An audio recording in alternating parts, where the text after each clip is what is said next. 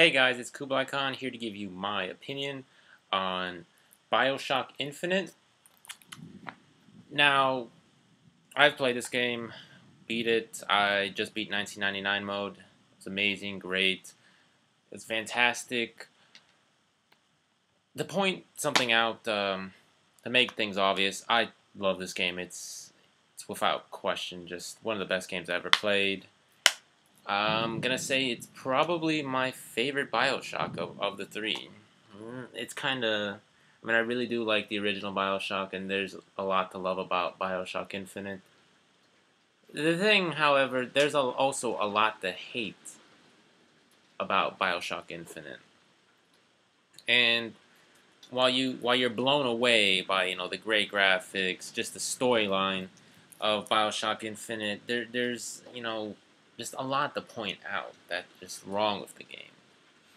And one of the things that I find troubling about Bioshock Infinite is that of the Bioshocks, this is probably the most action-packed. There's only two weapons, which, to be honest, I really hated that. I mean, you've got all these weapons. There is a ridiculous amount of weapons in this game. You've got the chain gun or the crank gun. You've got the heater. I thought that was a shotgun. It's a grenade launcher. I mean, you've got the shotgun. You've got all these weapons, and you're only allowed to carry two. I mean, that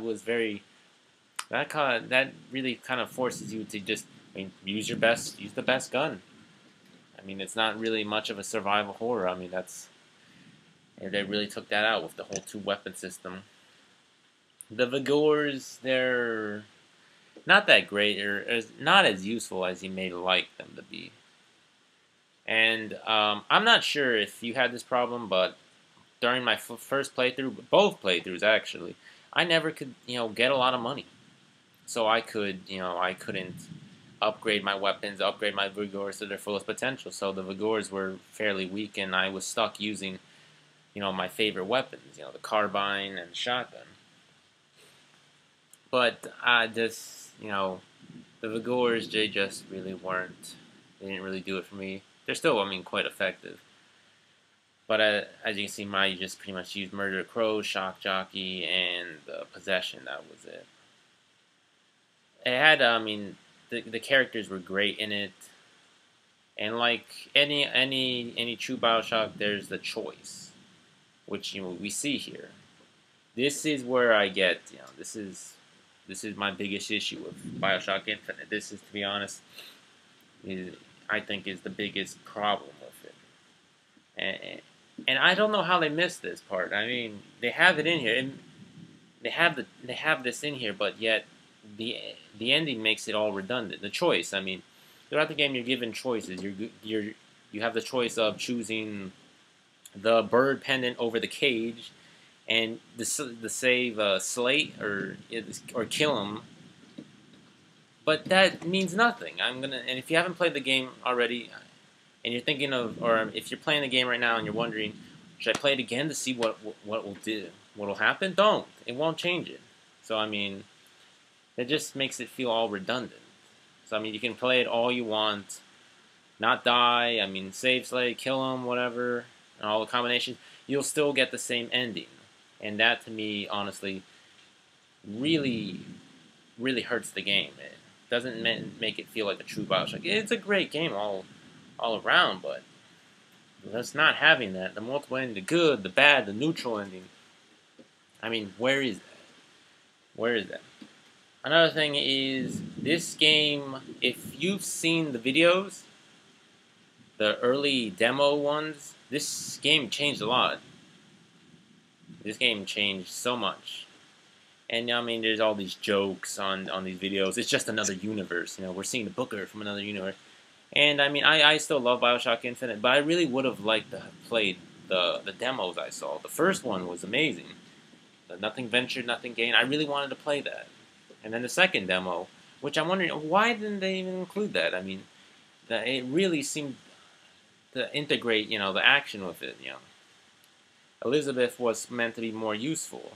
All really you use her for is, just to get stuff in. She proves to be very, very helpful, very essential. but I mean, not as essential as you wanted to. And if you watch the thing that got me is I reading Game Informer and some of the earliest articles. I believe there was meant to be a relationship, a theme to it that was meant to play into the game in the early demos at least. If you watch the first ever teaser trailer, there's a clear Rose theme. Rose, obviously, romance and stuff like that. And near the end of actually playing Bioshock Infinite, you find out that Elizabeth is Booker's daughter, which got me. I mean, I wasn't actually surprised that Comstock and Booker were the same person. I mean, that to be honest, slowly became clear. But finding out that she was his daughter, that got me. That got me. So I mean, they changed a lot. And I mean, if you watch other videos like the heavy hitters, this to me seems like clear evidence that the game was rushed. And I'd hate to think, they just gave up all this creativity just, to make deadlines. But I mean, because you look at the Boys of Silence, Ken Levin, he's excited in that video, but the Boys of Silence, what are they? Honestly, he was saying they'd move around, think the cameras, but they got legs and stuff. They're just the cameras, except they got more devastating. If you get caught by them, you got all these fuckers chasing you. I mean, the Siren, an absolute bitch in 1999 mode. It's clear that they kind of meant it to be more. There was supposed to be more Sirens. I don't know why they compressed it into one entity that you face over and over again. But, I mean, you got the handyman, who didn't really seem to change a whole lot. I mean, character-wise, artistic-wise, he changed, but he seems mostly the same character. I am disappointed, however, how many you face. You face, I believe, 4, and I think you probably face 100 motorized Patriots. That's just disappointing. Another issue I have with Bioshock Infinite, and I mean, I was next to the whole choice thing. This to me, why you'd think they'd have included this. I was expecting there to be a boss battle with the Songbird. There wasn't. I thought he had a very anticlimactic death. I mean, it was great in all the ending and stuff, him helping you, but I really expected there to be a boss battle between them. And just to see him go out like the way he did. Those are some issues I think you should consider about Bioshock. It's nonetheless a great game, but these issues I really think keep it from being amazing, truly a legendary game. I mean, I know there's DLC, but I have no clue what they're intending to include in that. I hear all kinds of rumors that the DLC coming is going to abandon Elizabeth. You're going to have a new character, new sidekick, which is interesting. Some people are petitioning for the original Bioshock Infinite, which I mean, I strongly support that. I really would love to play the first Bioshock gameplay. Second one, but the first one I'm really interested in, and I mean, I really hope they do that. So I mean, if you have other issues with Bioshock Infinite or other things you want to state, maybe post them in the comment section. I'm glad to hear reply to it.